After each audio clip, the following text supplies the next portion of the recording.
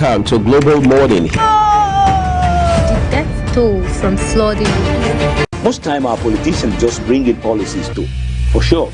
Incidentally, we have several more stories. The legislature was carefully crafted to 22.2% inflation rates as of April this year. What does that say about where we are as a country? I think Nigeria has resorted to being resilient. Before you call a police station, before they even leave, they'll take permission from I don't think there's really anything on ground to improve. We struggled as a strike. The Minister of Education volunteered and said, give me 2 weeks. It was a lie. The president never gave me any deadline.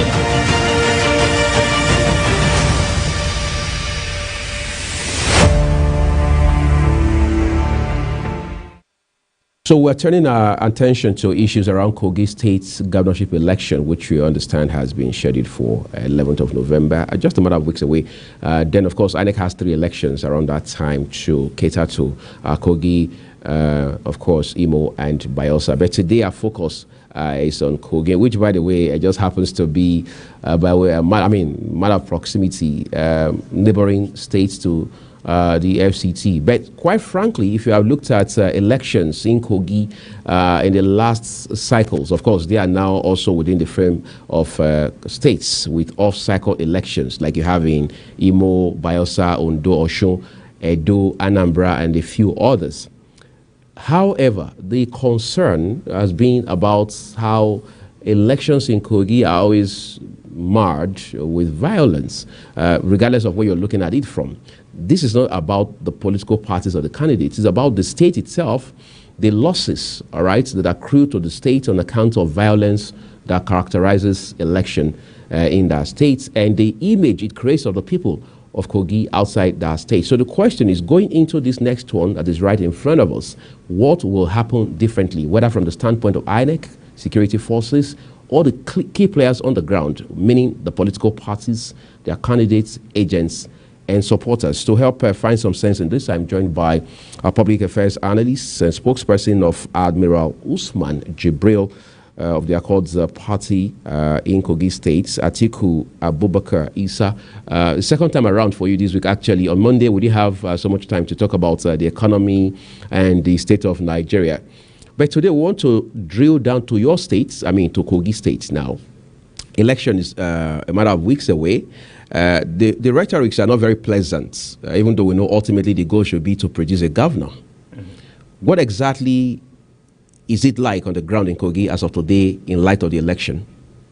Yes, there have been reported cases of violence in different parts of the state. And mostly it has been between the candidate of the SDP and then the supporters of APC.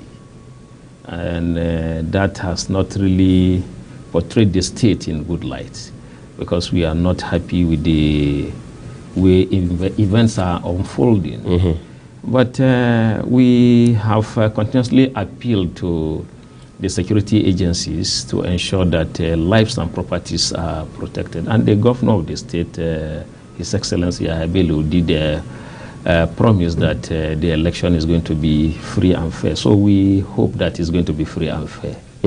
While it is good and natural to hope for free and fair election, we also do understand that it's people that must make it happen. I talk to politicians almost every other day, and I realize that politicians almost don't take responsibility for anything as far as elections are concerned. Maybe because they are too engrossed in the desire to win election, or as they say, to seize power.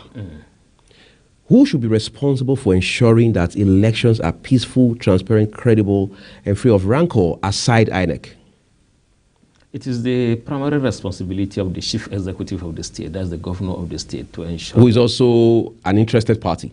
Yes, and that's why when he was sworn in as governor, he promised to be unbiased, and that is it is the time for him to prove that to KOGI State and Nigerians at large that he is indeed unbiased, because he has the responsibility to protect lives and properties. Whether he's an interested party or not, it doesn't matter. The most important thing is that he's the governor of the state, and it is his duty to ensure that the state is peaceful before, during, and after the election, till he hands over power to the next person. So he has a very big responsibility, and we appeal to him not to see that his party must win. No, it's not a do or die affair. Yes, he has done what he's supposed to do. So let him allow the people to judge him and his party. After all, he's not recontesting again. So it must not be a do or die affair. Yes, of course. He's obviously not recontesting because his second term of 4 years is at his twilight now. So he's going to wind down real soon, yes. Even though we know Dino Melaya, on the other hand, now says that the governor is seeking a third term by proxy. But again, that is obviously unconstitutional. But I want to come down to very fundamental elements in KOGI election, in KOGI politics now, which has to do with tribalism and ethnicity.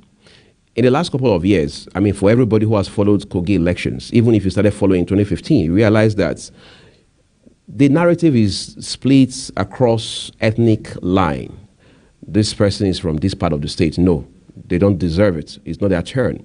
This person is from this part of the state. Yes, they've earned it. They should come on board. They've got to go for us. They've got to produce the next governor. What should be the priority for KOGI State? Because KOGI State doesn't seem to have seen much development from the reports that we see. Whether it's Yaya Bello's time, whether it was late Abubakar, and so on and so forth. In fact, there are people who argue and say, well, from their own assessments, development ended in KOGI in 2003. Of course, it was between 1999 and 2003. You had late Audu, yes, as governor of that state. What have been the drawbacks for KOGI State, even though your state has produced several governors?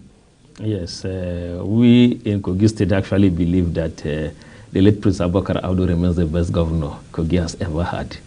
That is not contestable.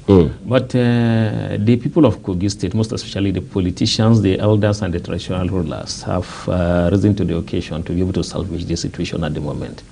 And just like it happened before General Abdul Salam handed over, that eminent Nigerians came together with top retired military officers and agreed that General Olusegun Obasanjo should be brought even from prison to contest the presidency, because they believe that having taken the slot of the Southwest from MKO Abiola, who was presumed to be the winner of the 1992 or so general 1993 election. So they brought Obasanjo to unite the country, and of which he did. So in this case now, the elders in KOGI State have called on Admiral Jibril Usman to be able to come and rescue of the Accord Party to rescue the state, because in 18 months as chief of naval staff, he was able to build a naval university in Delta State.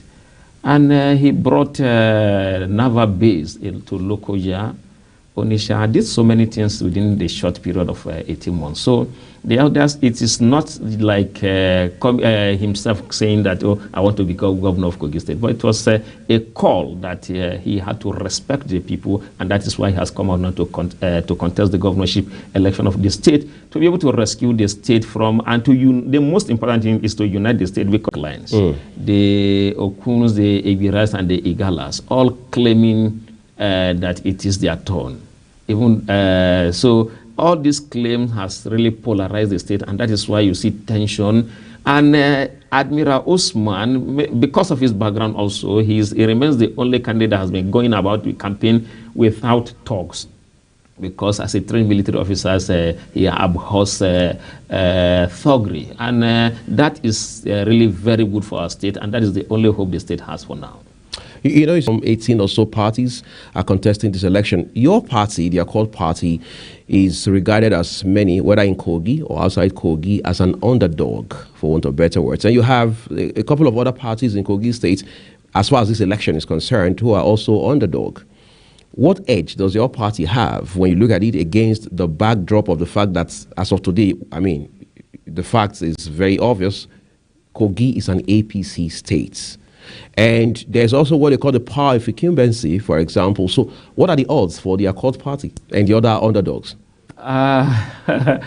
Maybe those who are outside the state will not really understand the situation. The APC and then the PDP, they are well known to Nigerians because they have been able to produce they have been in power at one time or the other at the national level. But as it is today, the candidates of APC and PDP are the underdogs because these two parties have fielded the wrong candidates. So now the leading candidates are not even that of APC and PDP. As it is today, the Accord Party is the party to beat because most of the heavyweight politicians in Kogi State are now queuing behind Admiral Osman Jibri. You cannot call Accord Party the underdog because it has people who matters in the state, the political heavyweights of the states, like Senator Nicholas Ugbane, who has been in the Senate for about 8 years. He was chairman of the Senate Committee on Power. Senator Abdullahi Abdurrahman, former Deputy Speaker of Kogi State, Emmanuel Ombebije, so many former lawmakers and so many heavyweight politicians. So with these people, it is the people that matter in political, in any elections. So when the people decide where to go, just like it happened in Kano State, as at the time the election was conducted, the governorship election in Kano State, NNPP had no one single councillor, no member House of Assembly, no member House of Rep. But they won the election because the people queued behind Abba Gida. But how valid really is the argument? Because NNPP has Kano as a stronghold. People even say Kano is NNPP states. For instance, is that the same circumstances? Are those the same circumstances you have in Kogi?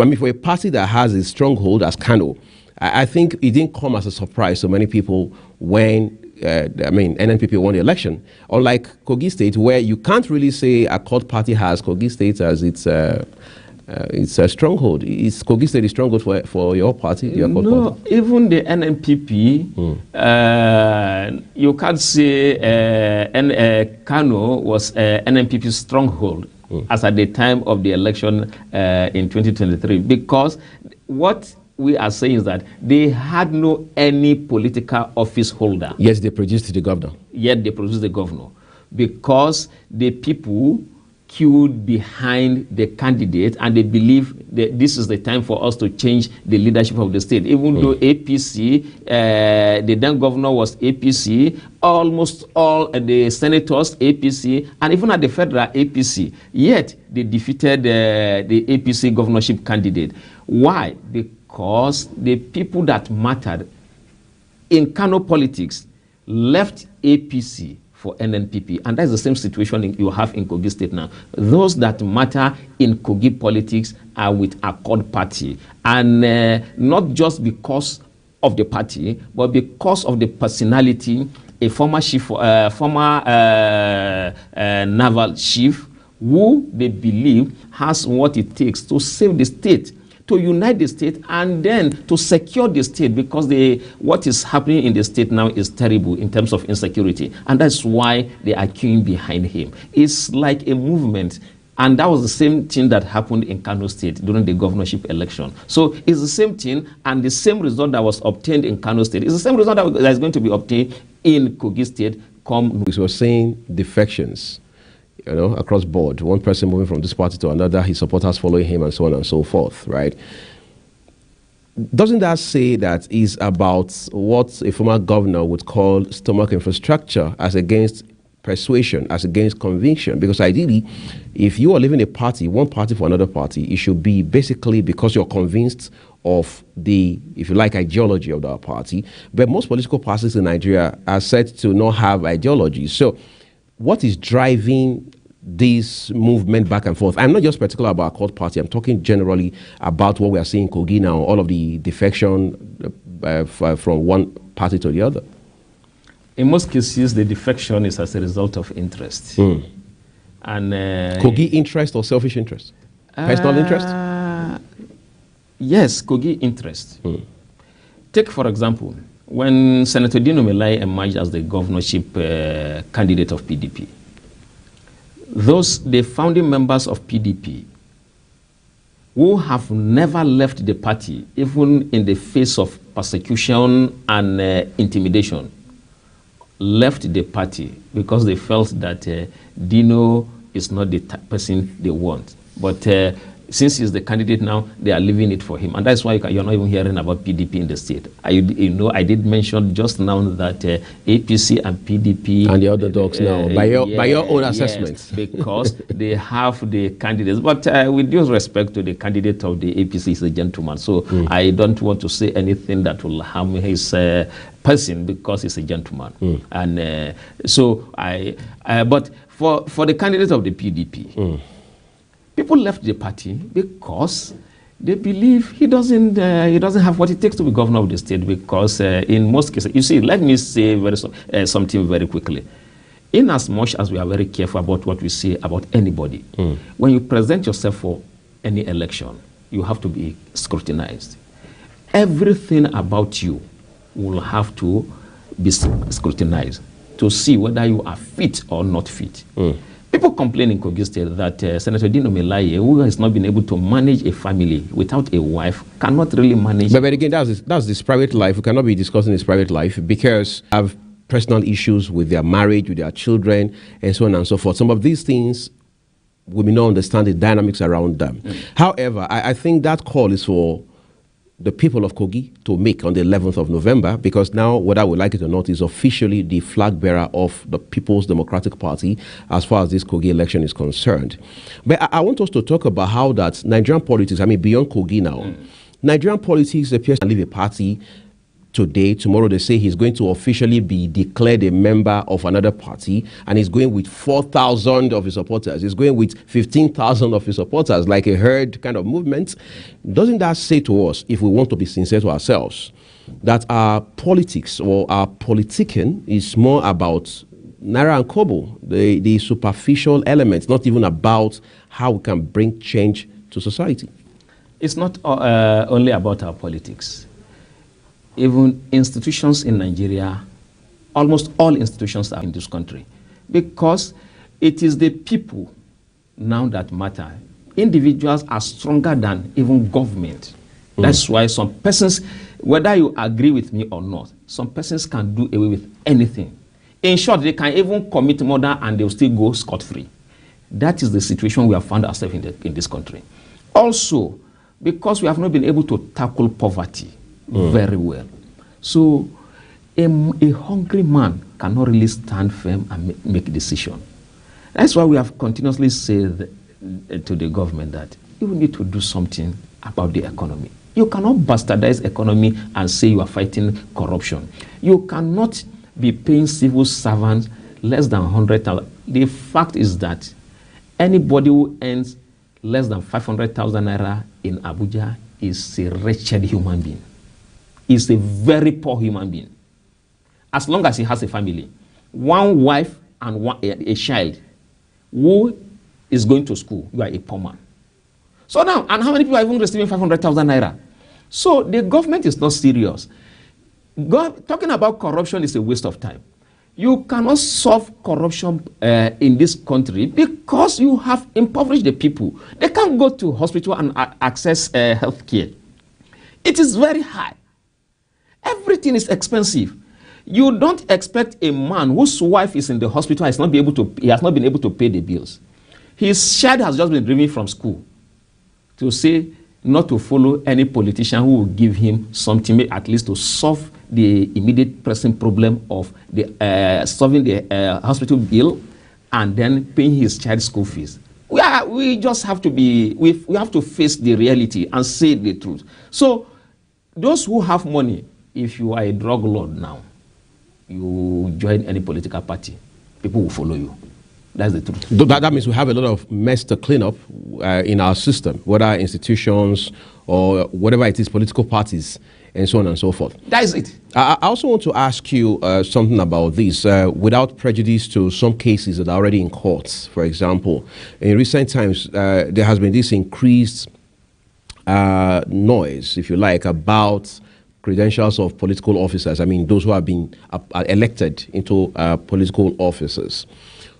What should political parties, including your Accord party, be doing at this point to check or possibly double check their candidates, their flag bearers, before they get on the path of running for election? Because what we have come to find now is somebody is already in office, rather than focus on the work of governance, providing leadership, providing the so-called dividends of democracy, they are quote unquote distracted by some court cases here and there over credentials, controversies around their credentials.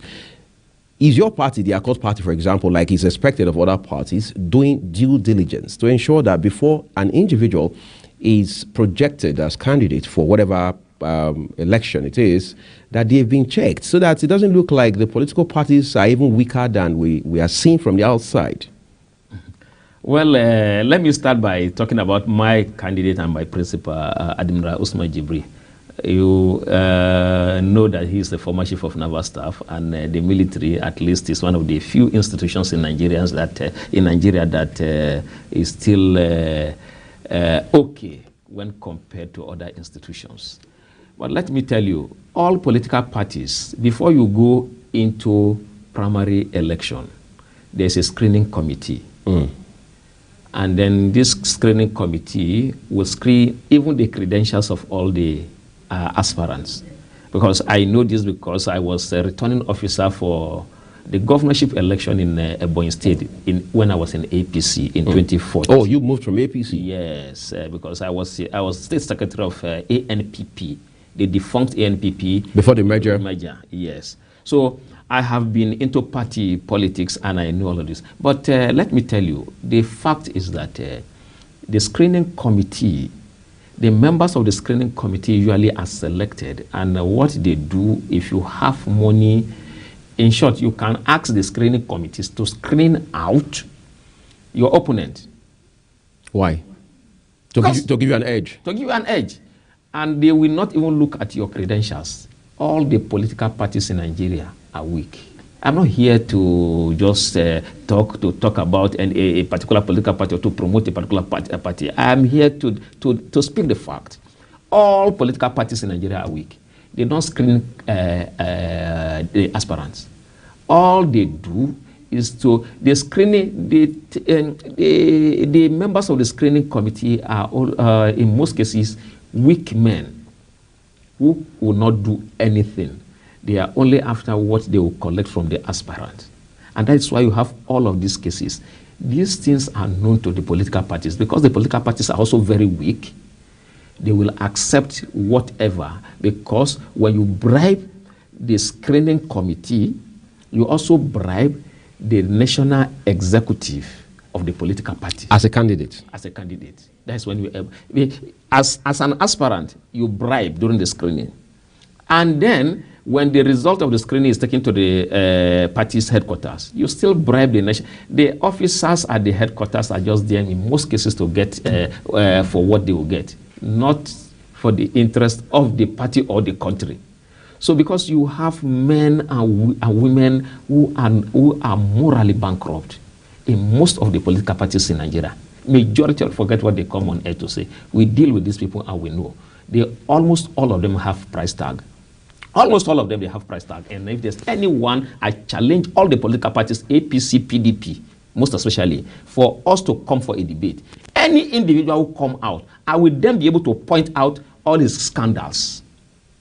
But for now, they also will point out the scandals of your party, for example. Yes, let them point out. Let them point out. I am ready for a debate with anybody in APC or PDP at the national level, because we know them. We know all the scandals they have been involved. We are not calling names now because nobody is available now. But I challenge all the political parties, most especially APC and PDP.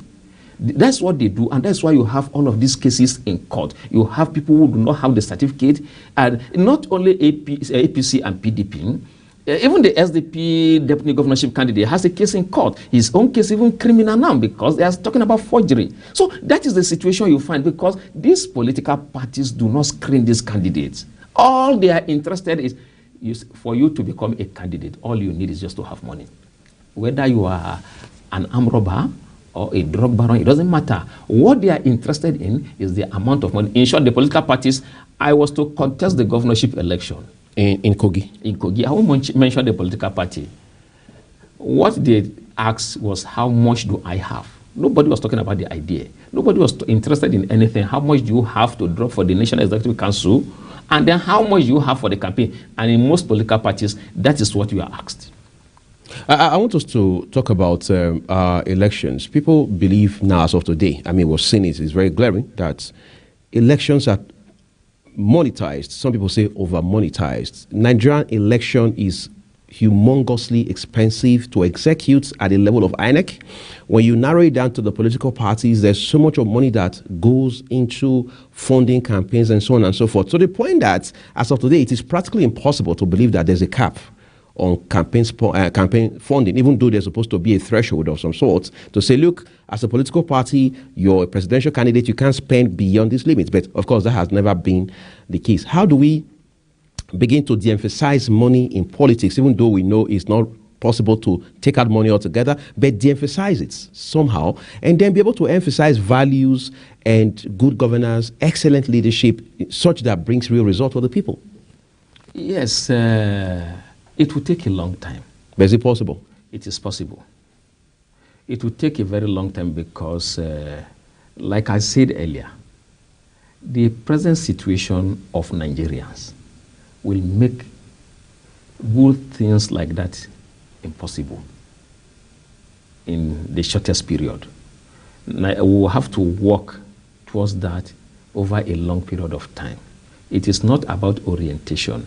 It is about changing the things we attach values to now.